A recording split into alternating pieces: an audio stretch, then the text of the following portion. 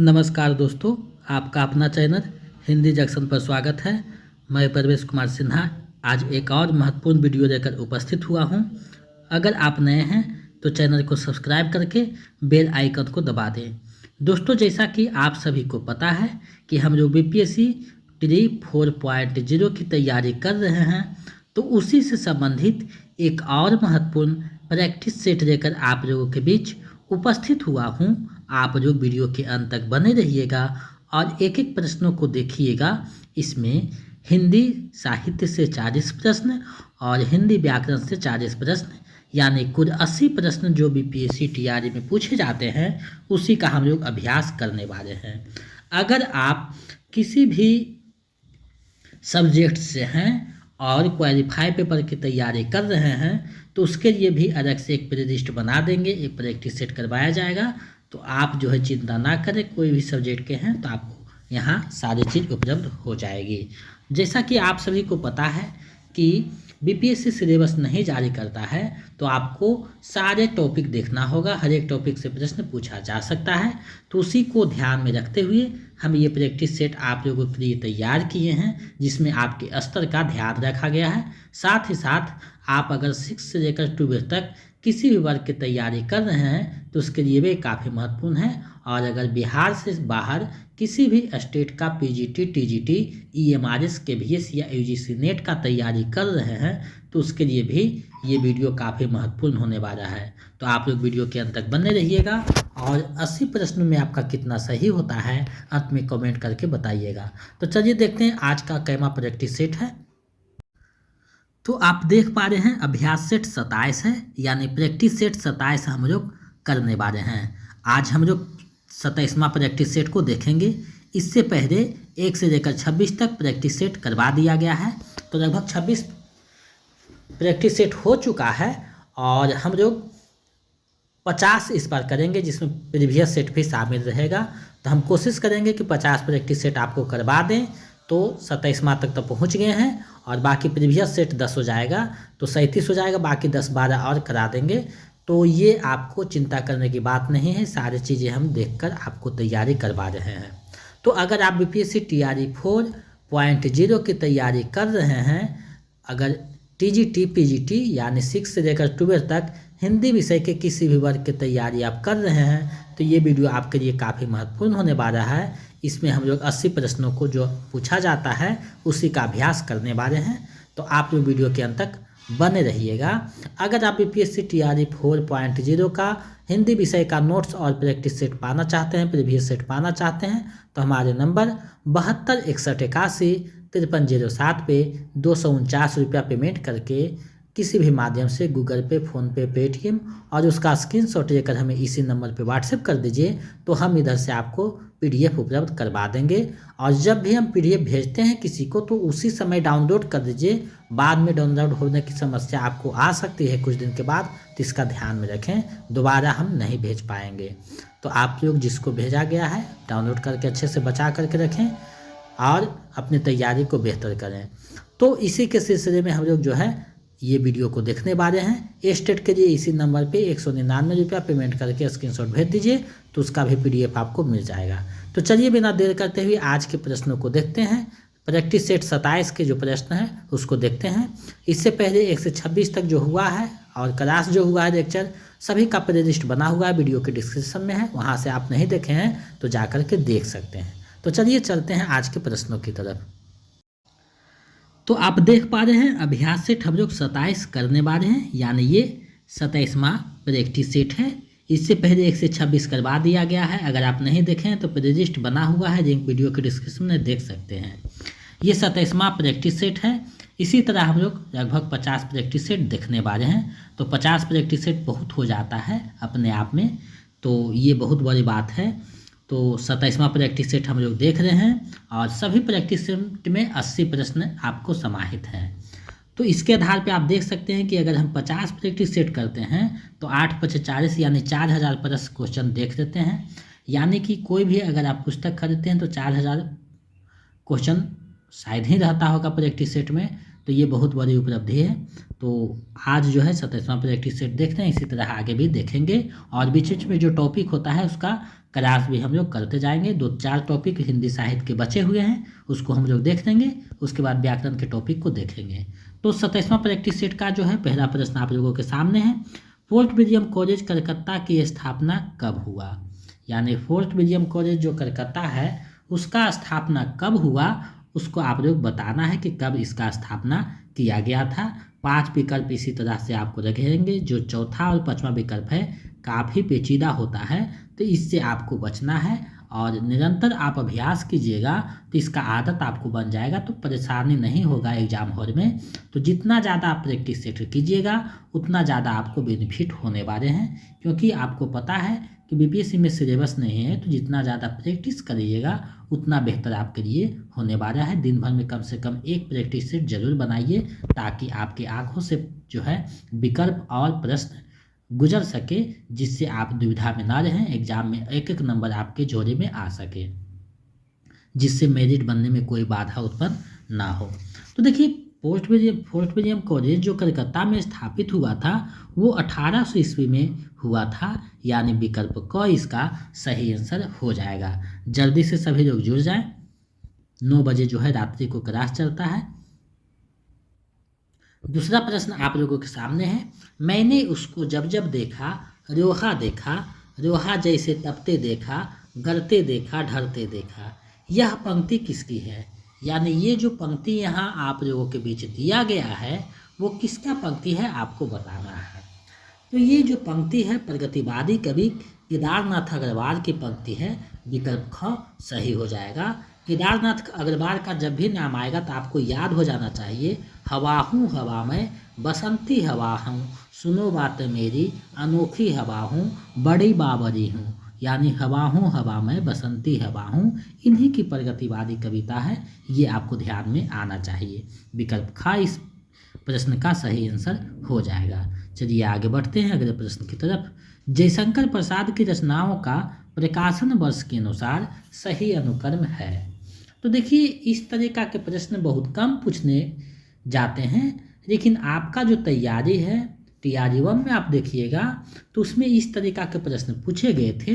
तो आपको सारा चीज़ों को देखते हुए चलना है, तो उसी को देखते हुए मैं जो है प्रैक्टिस सेट तैयार किया हूँ, ताकि कहीं से भी किसी तरीका से प्रश्न अगर पूछे तो आप जो है दुविधा ना हो। जो भी टॉपिक पढ़ाए गए हैं अगर अच्छे से आप कर लीजिएगा तो हमें लगता है कि हिंदी साहित्य में लगभग 95% आपका तैयारी हो जाएगा, और व्याकरण का भी। तो आप लोग उसको अच्छे से कीजिए। बाकी प्रैक्टिस सेट में आप देखिए कि आप कितना स्कोर कर पाते हैं। 25 प्रैक्टिस सेट तक जो है जो नोट्स दिए हैं उनको भेजा गया है, आगे हम नहीं भेजेंगे, क्योंकि ये वही सब प्रश्न जो है रिवीजन हुआ है। व्याकरण के 2-4 प्रश्न इधर उधर हुए हैं, ताकि आप देख सकें कि यहाँ कितना आप स्कोर कर पाते हैं। तो ये जो आद किए हुए होंगे तो आपको पता होगा, सबसे पहले प्रेम पथिक आएगा, उसके बाद आंसू आएगा, उसके बाद रहर, उसके बाद कमायनी।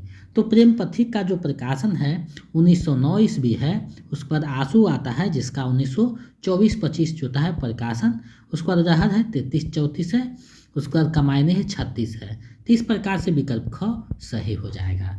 चलिए आगे बढ़ते हैं, अगले प्रश्न को देखते हैं। द्विवेदी योगिन कविता की प्रमुख प्रवृत्तियाँ क्या है।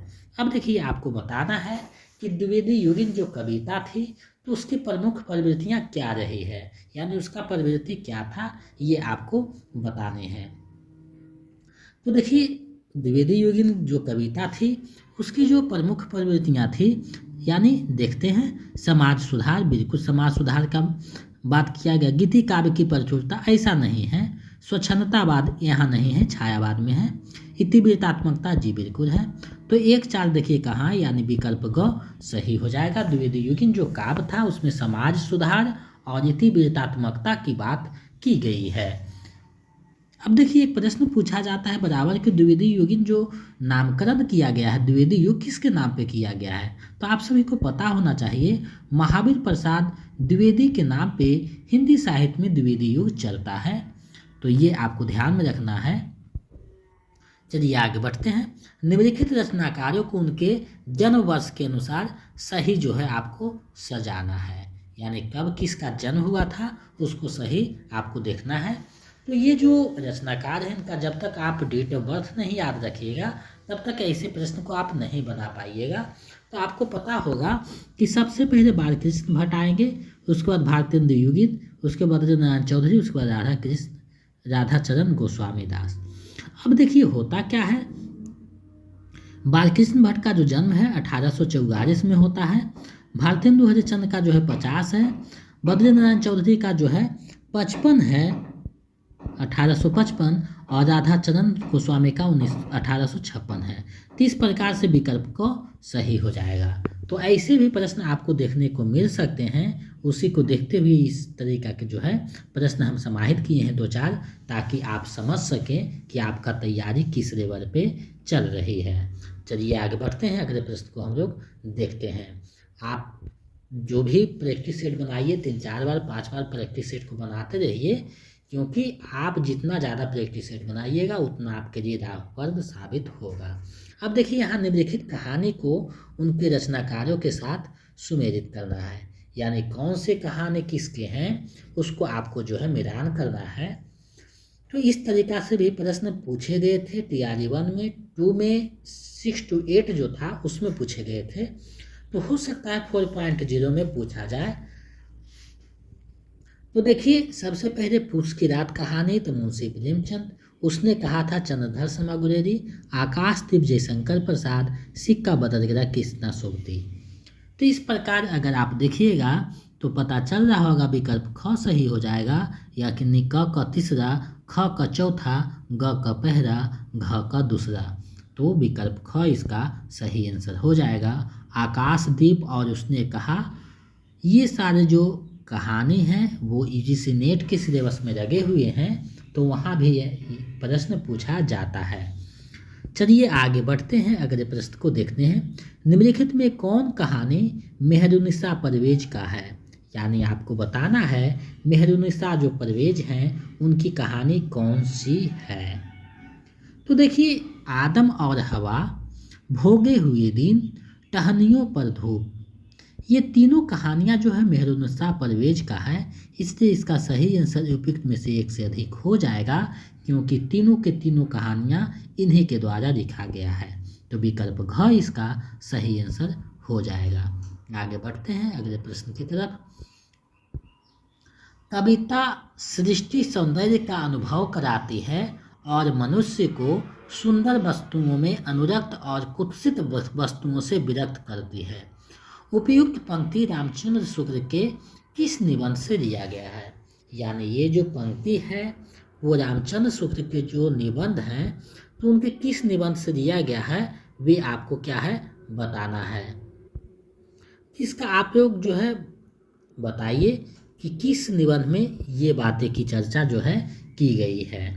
तो उनका निबंध है कविता क्या है, उसी में ये बात का जो है जिक्र किया हुआ है। विकल्प क इसका सही हो जाएगा। उसमें कुछ जो है ये निबंध जो है चिंतामणि भाग 1 में है, उसमें कुल 17 निबंध है, ये भी ध्यान में रखिएगा।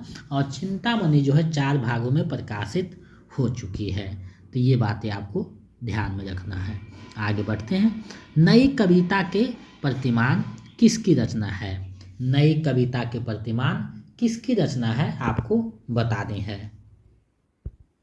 आपके पास विकल्प हैं, इसमें से देखिए कि ये जो रचना है किसकी है।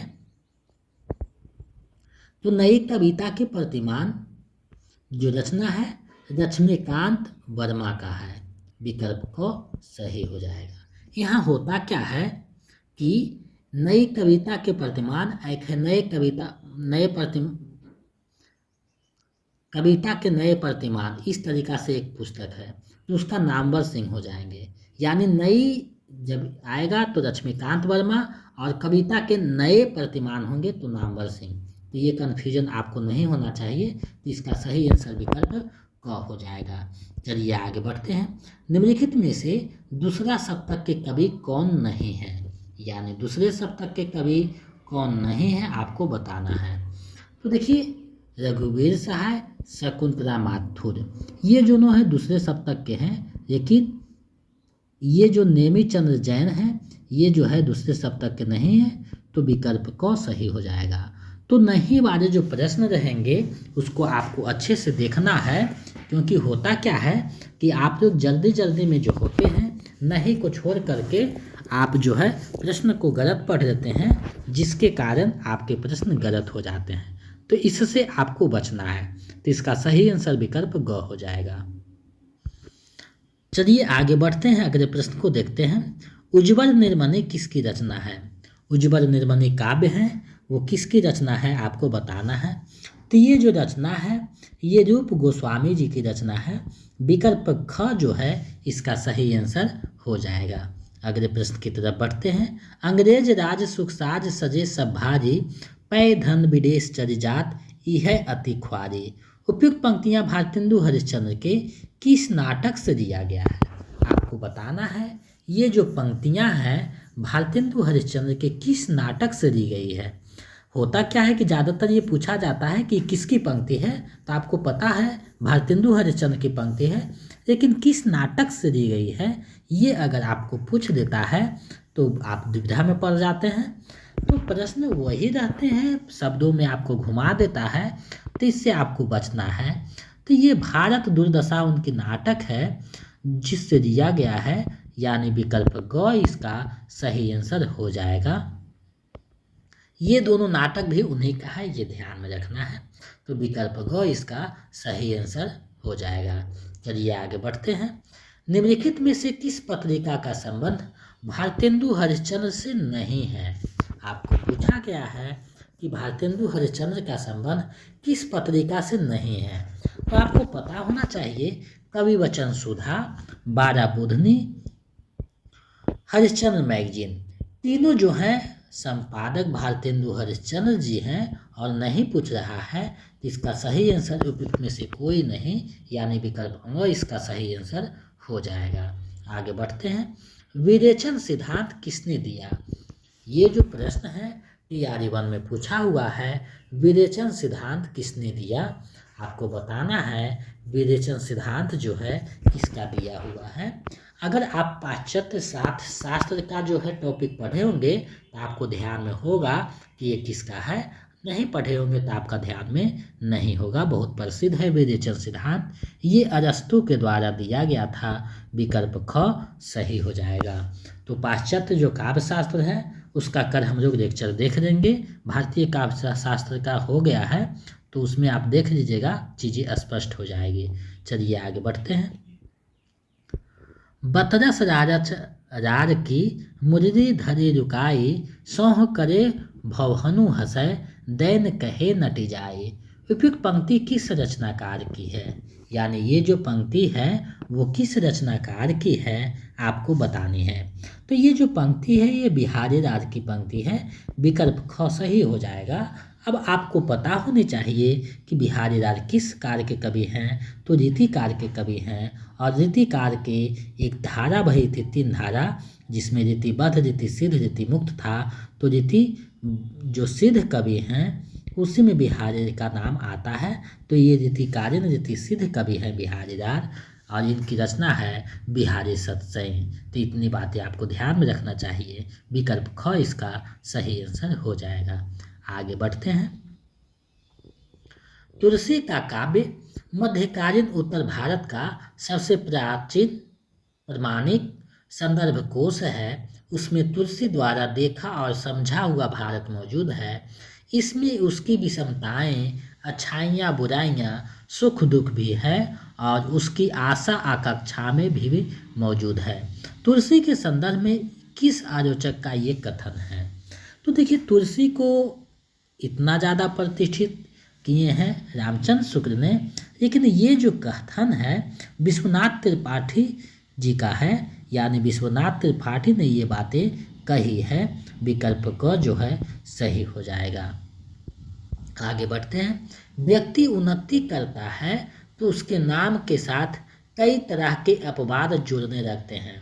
आषाढ़ का एक दिन में यह किसका संवाद है? यानी ये जो संवाद है वो किसका संवाद है आपको बताना है।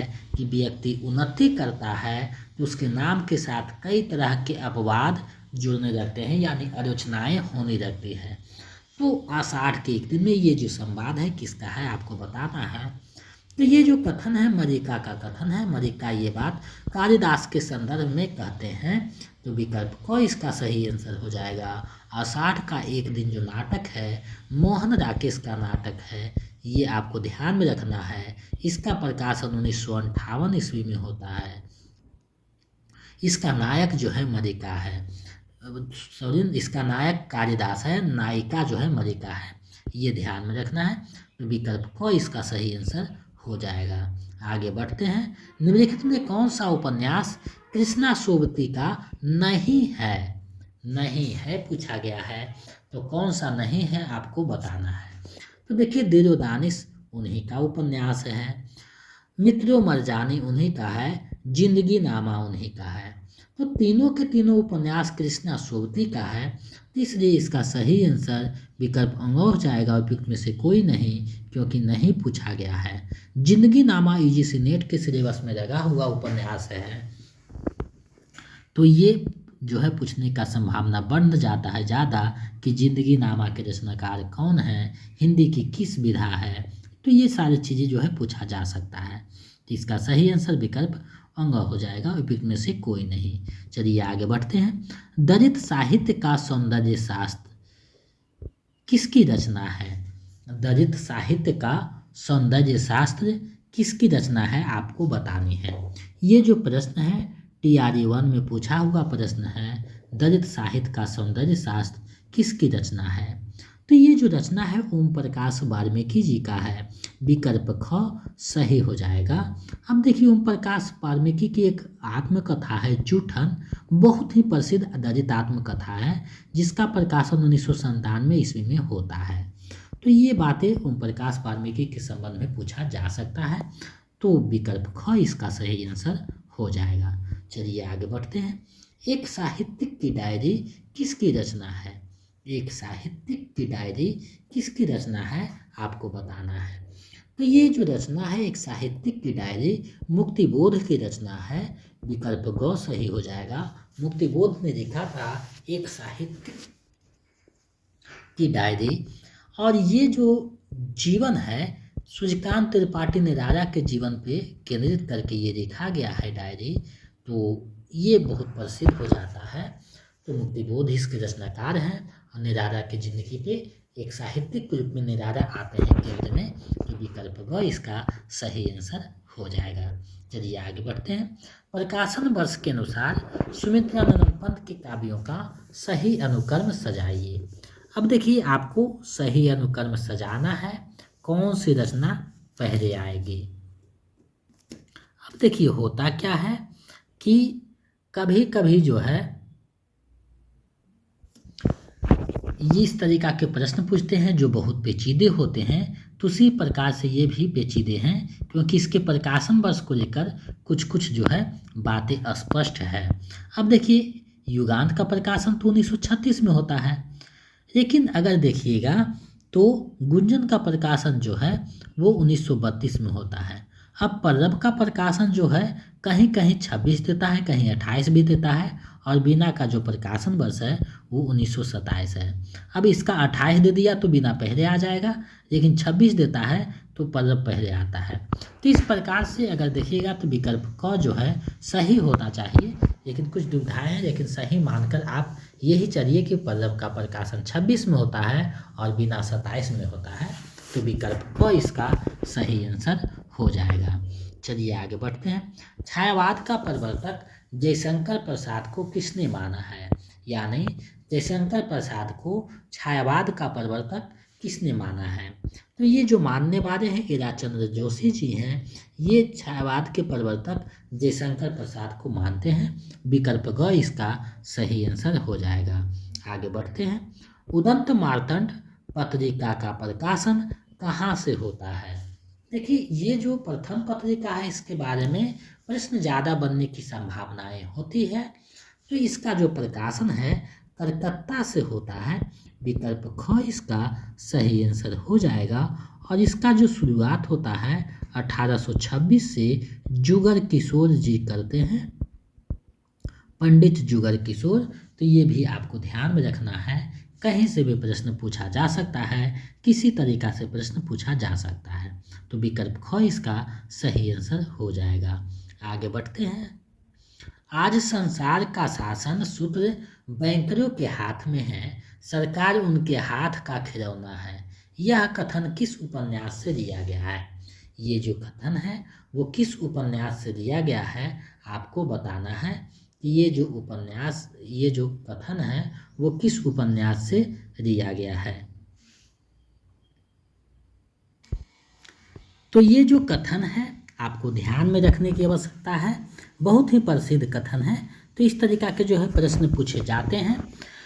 तो ये जो कथन है गोदान उपन्यास से दिया गया है और जो विकल्प में नहीं है। तो गोदान विकल्प में नहीं, तो इसका सही आंसर जो है विकल्प अंग हो जाएगा, उपयुक्त में से कोई नहीं।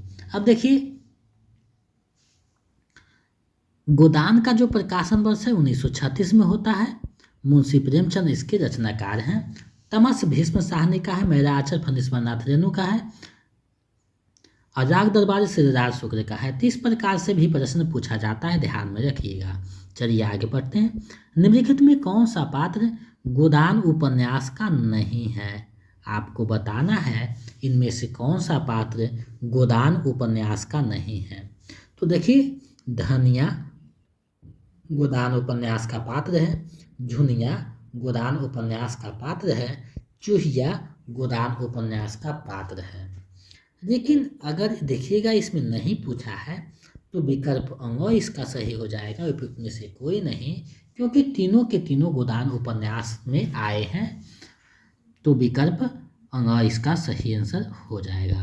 आगे बढ़ते हैं। जामुन का पेड़ किसका प्रसिद्ध व्यंग्य है? जामुन का पेड़ किसका प्रसिद्ध व्यंग्य है? यूजीसी नेट की सिलेबस में लगा हुआ है। तो ये जो व्यंग्य है कृष्णचंद्र की रचना है जामुन का पेड़, विकल्प क सही हो जाएगा, जिसमें सरकारी तंत्र की जो है व्यंग्य हुआ है, यानी विकल्प क इसका सही आंसर हो जाएगा। चलिए आगे बढ़ते हैं हम लोग अगले प्रश्न की तरफ। आगरा बाजार नाटक के रचनाकार कौन है? आगरा बाजार जो नाटक है उसके रचनाकार कौन है? तो ये जो नाटक है हबीब तनवीर जी का बहुत ही प्रसिद्ध नाटक है, विकल्प ख सही हो जाएगा। अगले प्रश्न की तरफ बढ़ते हैं। निर्वैयक्तिकता का सिद्धांत किसने दिया? निर्वैयक्तिकता का सिद्धांत किसने दिया आपको बताना है। तो ये जो सिद्धांत है इडियट के द्वारा दिया गया है, विकल्प ग इसका सही आंसर हो जाएगा। तो ये पाश्चात्य काव्य शास्त्र का है, उसमें आप लोग देख सकते हैं। काव्य दर्श किसकी रचना है? काव्य दर्श जो रचना है वो किसकी रचना है आपको बताना है। तो काव्य दर्श के रचनाकार जो हैं दंडी हैं, विकल्प ख सही आंसर हो जाएगा। आगे बढ़ते हैं। ध्वनि संप्रदाय के प्रवर्तक कौन हैं? ध्वनि संप्रदाय के प्रवर्तक कौन है आपको बताना है। तो ध्वनि संप्रदाय के प्रवर्तक जो हैं आनंदवर्धन जी हैं,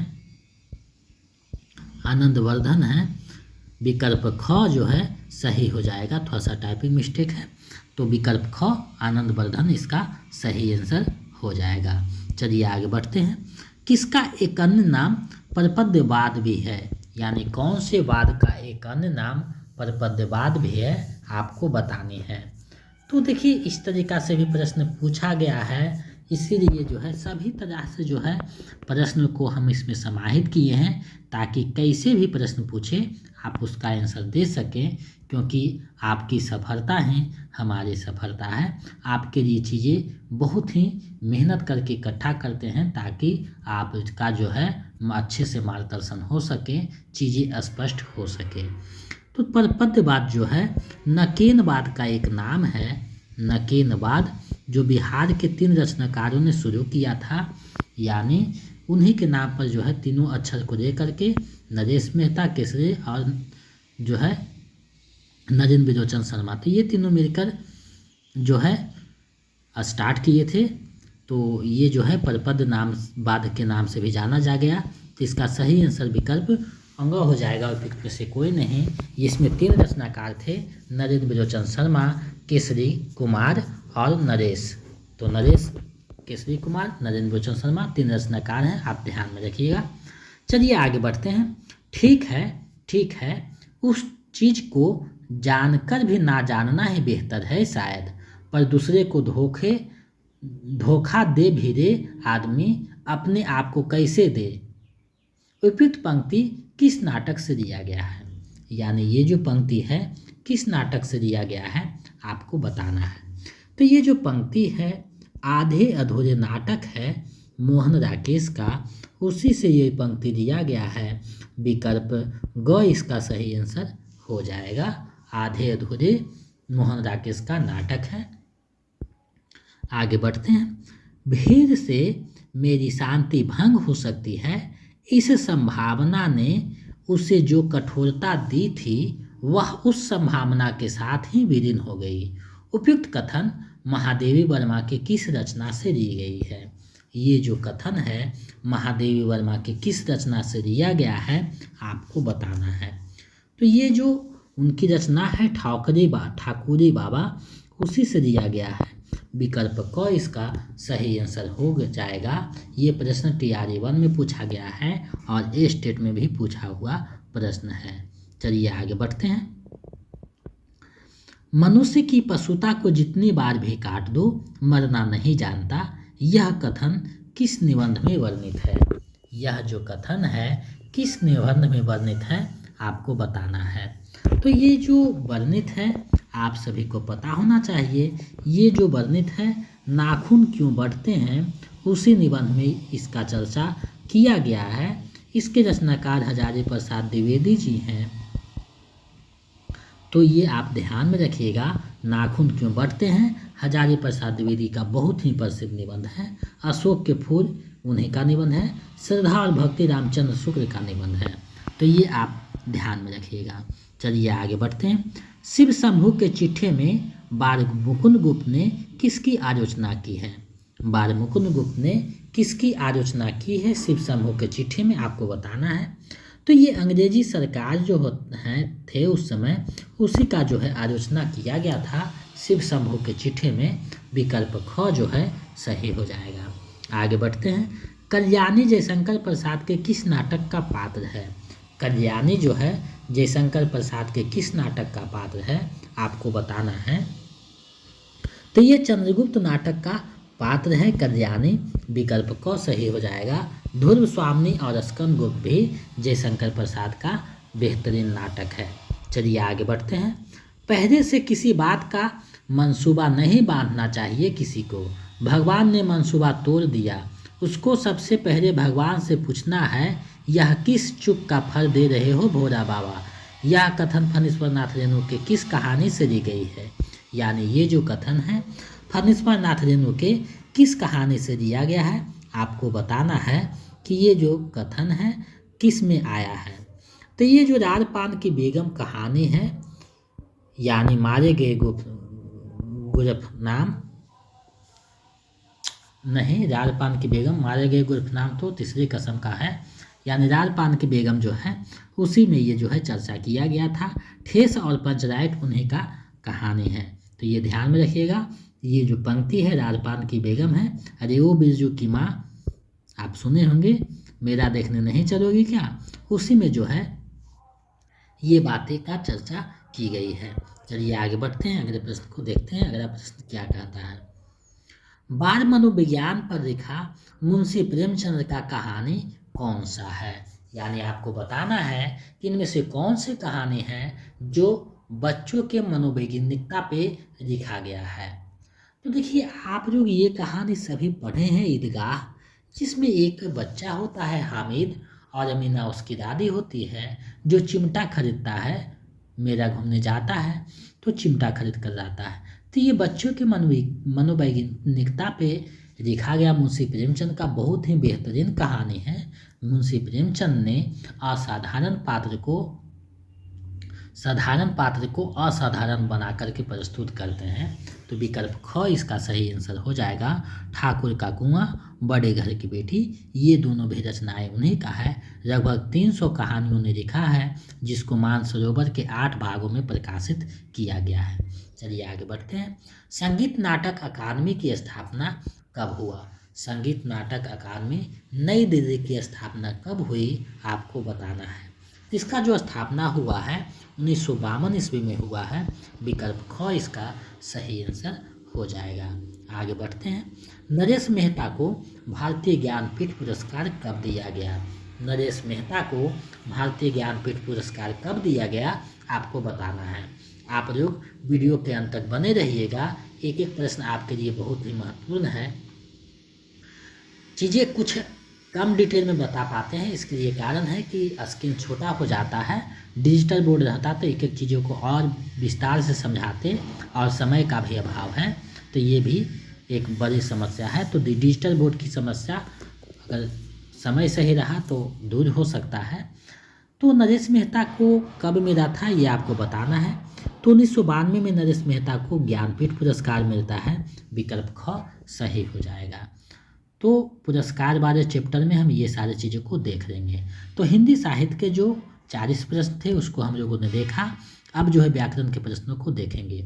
मध्य पुरुष सर्वनाम है, तो मध्य पुरुष सर्वनाम कौन है आपको बताना है।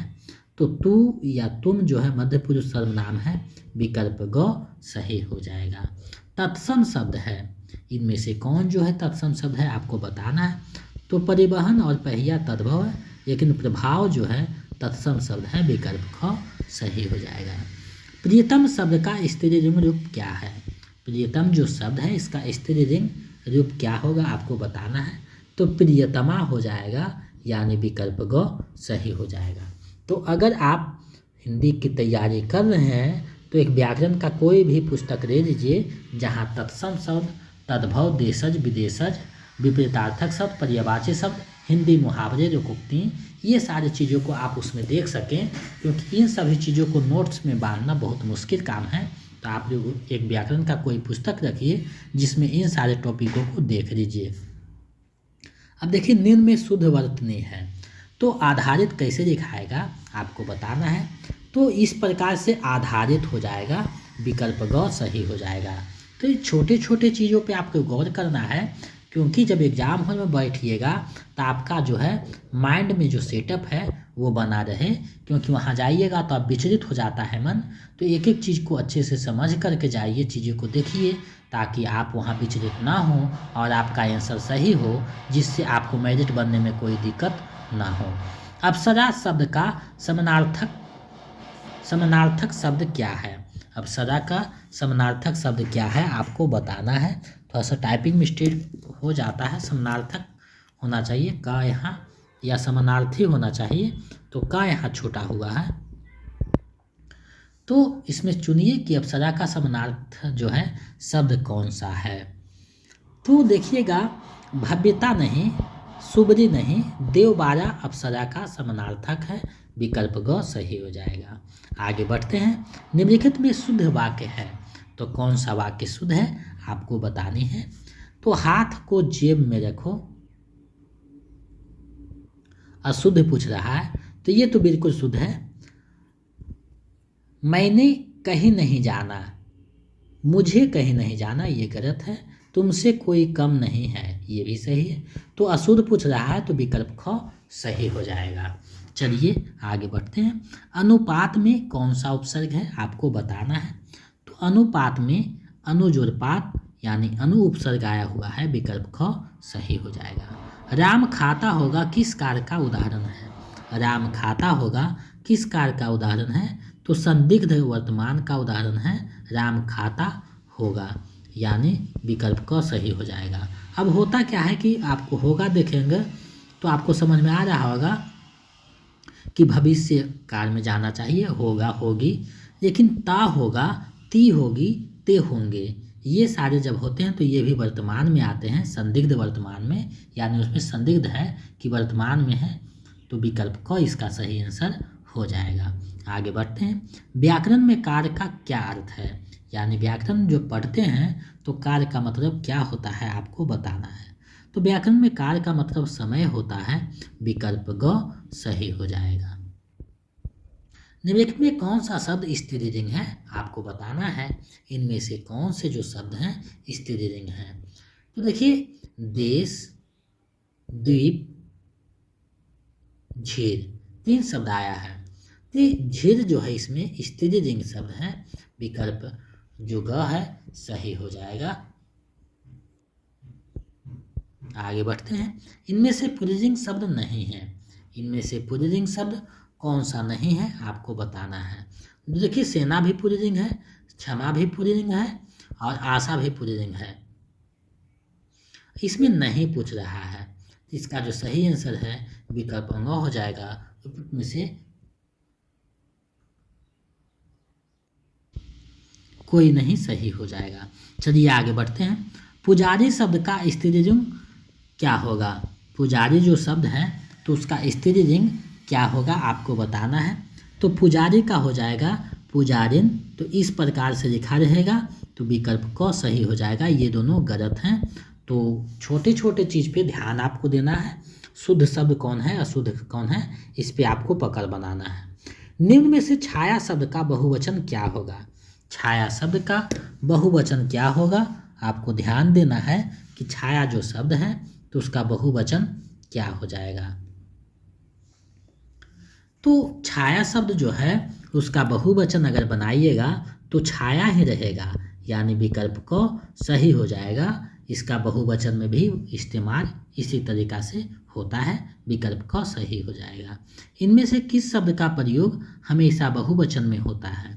इनमें से किस शब्द का प्रयोग हमेशा बहुवचन में होता है आपको बताना है। तो देखिए होठ, प्राण, आंसू, ये तीनों का जो प्रयोग है हमेशा बहुवचन में होता है, तो विकल्प घ सही हो जाएगा। उपयुक्त में से एक से अधिक। चलिए आगे बढ़ते हैं। आप जो वीडियो के अंत तक बने रहिएगा क्योंकि प्रत्येक प्रश्न आपके लिए महत्वपूर्ण है। निम्नलिखित में से किस शब्द का प्रयोग सदैव एक वचन में होता है। तो सदैव एक वचन में किसका प्रयोग होता है आपको बतानी है। तो देखिए वर्षा, पानी, सोना, तीनों का हमेशा एक वचन में प्रयोग होता है, तो विकल्प घ इसका सही आंसर हो जाएगा। ठीक समय पर आ जाना वाक्य में कारक है, तो कौन सा कारक है आपको बताना है। ठीक समय पर आ जाना में पर अधिकरण हो जाएगा, विकल्प ग सही हो जाएगा। भाववाच्य में किस प्रकार की क्रिया का प्रयोग किया जाता है। तो भाववाच्य का जहाँ भी चर्चा होगा तो अकर्मक क्रिया आता है, विकल्प ग सही हो जाएगा। चलिए आगे बढ़ते हैं। राजन द्वारा किताब पढ़ी जाती है, इस वाक्य में वाच्य का कौन सा प्रकार है। तो राजन के द्वारा किताब पढ़ी जाती है, इसमें अगर देखिएगा तो कर्मवाच्य हो जाएगा। राजन के द्वारा काम किया गया है, कर्म किया जा रहा है, विकल्प ख सही हो जाएगा। हिंदी की कितनी उपभाषाएं हैं। बहुत ही बेहतरीन प्रश्न है, बहुत जगह देखने को प्रश्न मिला था, TRA 2 में भी पूछा गया था। तो हिंदी की जो उपभाषाएं हैं आपको पता होनी चाहिए। 5 उपभाषाएं हैं, जिसमें पश्चिमी हिंदी, पूर्वी हिंदी, बिहारी हिंदी, राजस्थानी हिंदी और पहाड़ी हिंदी, ये 5 उपभाषाएं हैं जिसे आपको ध्यान में रखना है। चलिए आगे बढ़ते हैं। देवनागरी लिपि में किए गए सुधारों में पंचमाक्षर के बदले अनुस्वार के प्रयोग का सुझाव किसने दिया था। यानी अनुस्वार के पंचमाक्षर के जगह पे अनुस्वार का जो प्रयोग किया जा रहा है तो उसका सुझाव किसने दिया था। तो ये जो है श्याम सुंदर दास ने दिया था, विकल्प का सही हो जाएगा। नीति का ज्ञान रखने वाला इस वाक्यांश के लिए एक शब्द क्या होगा। जो नीति का ज्ञान रखता है उसे क्या कहा जाता है, तो उसे नीतिज्ञ कहा जाता है, विकल्प ख सही हो जाएगा। निम्न में कौन सा शब्द क उपसर्ग से बना है। तो क उपसर्ग से बना हुआ जो शब्द है वो हो जाएगा कपूत, विकल्प ग सही हो जाएगा। आगे बढ़ते हैं। निम्नलिखित में कौन सा शब्द तत्सम है। तो तत्सम जो शब्द है उसको आपको चुनना है। तो देखिए मोती और रंग तद्भव है, लेकिन गोपाल जो है तत्सम शब्द हैं, यानी विकल्प ग इसका सही आंसर हो जाएगा। चलिए आगे बढ़ते हैं। त्रिभुवन शब्द में कौन सा समास है। त्रिभुवन शब्द में कौन सा समास है, तो द्विगु समास इसमें है, विकल्प ग सही हो जाएगा। तारव्य, महाप्राण, अघोष व्यंजन वर्ण का उदाहरण कौन सा है। जो तारु से उच्चारण होता है, महाप्राण है और अघोष भी है, तो ये जो है छ जो है सही हो जाएगा, विकल्प ख सही हो जाएगा। इनमें से उपमा शब्द का पर्यायवाची नहीं है। तो उपमा का पर्यायवाची कौन सा नहीं है आपको बताना है, नहीं पूछा गया है। तो उपमा देना यानी तुलना करना या मिलान करना। खाद नहीं होगा, विकल्प क सही हो जाएगा। चमरी जाए पर दमरी ना जाए, इस लोकोक्ति का अर्थ क्या होगा? चमरी जाए पर दमरी ना जाए, इस लोकोक्ति का अर्थ क्या होगा? यानी बहुत कंजूस होना। विकल्प ग सही हो जाएगा। इनमें से शुद्ध वर्तने वाले शब्द हैं। कौन से शब्द शुद्ध हैं आपको बताना है। तो तिरस्कार इस प्रकार से लिखा जाएगा, विकल्प क जो है सही हो जाएगा। गरुड़ का पर्यायवाची शब्द है, तो गरुड़ जो पक्षी है उसका पर्यायवाची शब्द क्या है? तो खगेश इसका पर्यायवाची शब्द है, विकल्प क इसका सही आंसर हो जाएगा। दांत गिनना मुहावरे का सही अर्थ क्या है? दांत गिनना मुहावरे का सही अर्थ है उम्र पता लगाना, यानी दांत गिनना। विकल्प जो खा है सही हो जाएगा। अब जो है हम लोग देखेंगे गद्यांश को, क्योंकि गद्यांश से भी पीजीटी में लगभग 4-5 गद्यांश पूछा जाता है और पीजीटी में 2-3 गद्यांश पूछा जाता है, तो इसलिए गद्यांश बहुत महत्वपूर्ण हो जाता है। और गद्यांश का एक नियम है कि जैसे कहता है उसी के अनुसार जवाब देना है। अपना मन से अगर आप जान रहे हैं कि सही ये चीज़ है तो वो जोड़ना नहीं है। अगर गलत को वो सही कहता है या सही को गलत कहता है तो उसी के अनुसार होगा, अपने अनुसार नहीं सोचना है। जो भी सोचना है गद्यांश के अनुसार सोचना है। तो यहाँ देखिए पढ़ना है और इससे संबंधित जो गद्यांश है उसका जवाब देना है। तो चलिए हम लोग पढ़ते हैं। धर्म मनुष्य के भीतर निहित देवत्व का विकास है। धर्म ना तो पुस्तकों में है ना धार्मिक सिद्धांतों में, वह केवल अनुभूति में निवास करता है। धर्म अंधविश्वास नहीं, धर्म अयौक्तिकता में नहीं है, वह जीवन का अत्यंत स्वाभाविक तत्व है।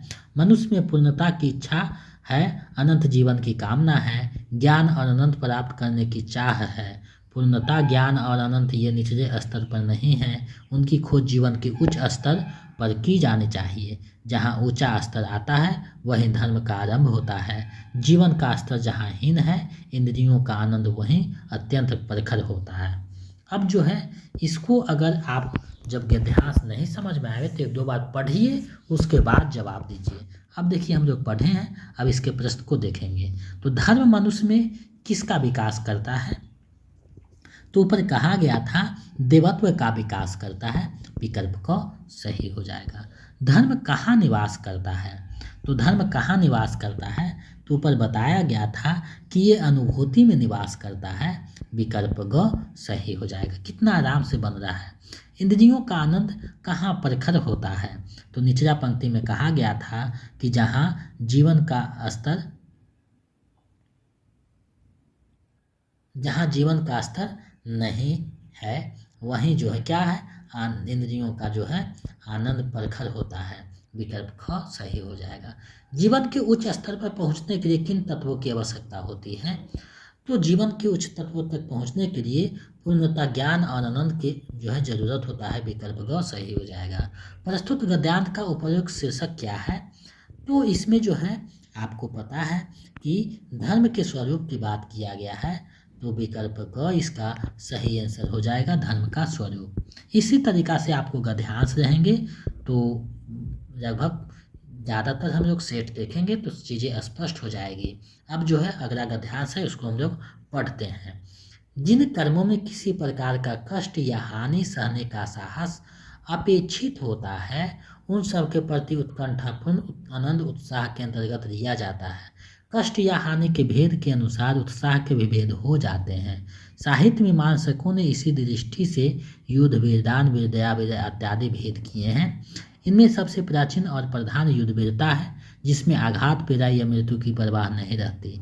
इस प्रकार की वीरता का प्रयोजन अत्यंत प्राचीन काल से चला आ रहा है, जिसमें साहस और प्रयत्न दोनों चरम उत्कर्ष पर पहुंचते हैं, पर केवल कष्ट या पीड़ा सहन करने के साहस में ही उत्साह का स्वरूप स्फुटित नहीं होता, उसके लिए आनंदपूर्ण प्रयत्न या उसकी उत्कंठा का योग होना चाहिए। अब जो है ये गद्यांश है। अब इससे संबंधित प्रश्न को देखेंगे। तो सबसे प्राचीन वीरता कौन सी है? तो आपको पता है युद्ध वीरता की बात की गई है, सबसे प्राचीन है, विकल्प क सही हो जाएगा। युद्ध वीरता के लिए किस प्रकार की प्रायश्चित अपेक्षित है? तो ये युद्ध वीरता में जो है साहस, प्रयत्न और कष्ट सहने का धीरज होना चाहिए। विकल्प ग सही हो जाएगा। उत्कंठपूर्ण आनंद किसके अंतर्गत लिया गया है? तो ये जो लिया गया है उत्साह के अंतर्गत लिया गया है। विकल्प क सही हो जाएगा। तो गद्यांश का एक नियम है कि पहले उसको अच्छे से पढ़ लीजिए, कहना क्या चाहता है, केंद्रित किस पे है, उसके बाद उसके प्रश्नों को देखिए ताकि आपका प्रश्न सही हो, क्योंकि ये प्रश्न आपका स्कोरिंग पॉइंट होता है। अगर यहाँ एक भी प्रश्न गलत नहीं करते हैं तो आपका स्कोरिंग बहुत बढ़ जाता है, क्योंकि ये जो है आपके चालाकी पे और निर्णय क्षमता पे निर्भर करता है। इसके लिए किसी चीज़ों को याद करने की या पढ़ने की आवश्यकता नहीं है, दिया हुआ रहता है उसी को पढ़ना है, समझ करके आंसर देना है। तो इसको आप अच्छे से बनाइएगा तो आपका 20 से 25 नंबर प्रश्न जो रहेगा, क्योंकि अगर 25 में 25 बना देते हैं तो ये आपका स्कोरिंग पॉइंट हो जाता है। लेकिन ज़्यादातर लोगों का गद्यांश गलत हो जाता है, तो इससे आपको बचना है। साहित्य मीमांसकों ने वीरता के कौन कौन से भेद किए हैं? तो चर्चा जो किया गया है तो वीरता के जो हैं भेद किए गए हैं, उसमें युद्धवीर, दानवीर और दयावीर तीनों का चर्चा किया गया। कर्मवीर, धर्मवीर ये सब का चर्चा नहीं किया गया है। तो हम बताए हैं कि जिसका चर्चा हो उसी को आंसर करना है। तो विकल्प ख इसका सही आंसर हो जाएगा। उत्साह के भेद किस आधार पर किए गए हैं? तो उत्साह के भेद जो हैं कष्ट या हानि के भेद के जो हैं उस पर किए गए हैं, ऊपर में चर्चा किया गया था। विकल्प ग सही हो जाएगा। तो आज मैंने आप लोगों को अभ्यास सेट 27 के 80 प्रश्नों का अभ्यास करवाया। तो इसमें आपका कितना सही हुआ है हमें कमेंट करके बताइए, ताकि हम समझ सकें कि आप मेरे साथ बने हुए हैं और अपना बेशकीमती समय दे रहे हैं। क्योंकि हिंदी जंक्शन आपके लिए हमेशा प्रयत्न है, प्रयत्नशील है और लगभग TRE 2 और 3 मिलाकर 4000 प्लस बच्चों ने हिंदी जंक्शन माध्यम से जो है अपने लक्ष्य को प्राप्त किया है। आगे आप भी कर सकते हैं। तो आपका कितना सही हुआ है कमेंट करके बताइए। अगर आप चाहते हैं कि BPSC TRE 4.0 का नोट्स, प्रैक्टिस सेट और प्रीवियस सेट आपको मिले, तो इसके लिए आपको मेरे नंबर 72 61 81 53 07 इस पर 249 रुपये आप पेमेंट करके भेज दीजिए किसी भी माध्यम से, और पेटीएम, गूगल पे, फ़ोनपे और स्क्रीनशॉट इसी नंबर पे हमें व्हाट्सएप कर दीजिएगा। यही मेरा व्हाट्सएप नंबर है। तो इधर से हम आपको PDF उपलब्ध करवा देंगे नोट्स का, प्रीवियस सेट और प्रैक्टिस सेट का। दूसरी बात है कि अगर आप स्टेट का तैयारी करना चाहते हैं तो इसी नंबर पे 199 रुपया पेमेंट कीजिए, तो उसका भी भेज देंगे, जिससे आपका रिजल्ट हो जाएगा। तो इन सारी चीज़ों से जुड़ करके अपने तैयारी को बेहतर कर सकते हैं। और जिसको एक बार नोट्स भेज दिया गया है दोबारा नहीं भेजा जाएगा, आप खुद समझिए कि डाउनलोड करके आपको कैसे रखना है। तो मेरे साथ इतना देर तक बने रहने के लिए बहुत बहुत धन्यवाद। इसी तरह आप मेरे चैनल से अपने तैयारी को बेहतर कीजिए, हमारे मार्गदर्शन में अपने जो है लक्ष्य को प्राप्त कीजिए। तो मेरे साथ बने रहिए। चैनल पे चीज़ें उपलब्ध है, सारी चीज़ों को देखिए, अपनी तैयारी को बेहतर कीजिए। तो मिलते हैं एक नए वीडियो में, तब तक बहुत बहुत धन्यवाद। जय हिंद।